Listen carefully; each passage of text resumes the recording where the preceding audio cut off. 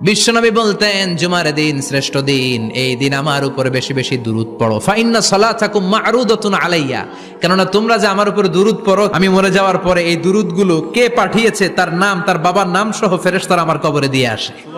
সাহাবারা বললেন, ইয়া রাসূলুল্লাহ কাইফা সালাতুনা মা'রুদাতুন আলাইক, আপনি মরে যাওয়ার পরে আমাদের দুরূদ কেমন করে আপনি দেখবেন? ওয়াকাদ আরিমতা, আপনি তো পচে গলে মাটির সাথে মিশে যাবেন। বিশ্বনবী বলেন, ইন্নাল্লাহা হাররামা আলাল আরদি আন তাকুলা আজসাদাল আম্বিয়া, নবীদের লাশকে খেয়ে ফেলা, নবীদের লাশকে পচিয়ে ফেলা জমিনের সব মাটির জন্য আল্লাহ হারাম করে দিয়েছে। নবীদের লাশ পচে না, নবীদের লাশ গলে না। যারাই বিশ্বনবীর উপর দুরূদ পড়বেন, আপনার নাম সহ, আপনার বাবার নাম সহ, মালাইকাতু সাইয়াহিন, একদল ফেরেশতা আছে শুধু রাউন্ড দেয় গোটা ওয়ার্ল্ডে। কারা বিশ্বনবীর উপর দুরূদ পড়েছে, এই দুরূদ নিয়ে, এই নাম নিয়ে বিশ্বনবীর কবরে তারা পৌঁছে দেয়। চিল্লায় পড়েন আল্লাহু আকবার।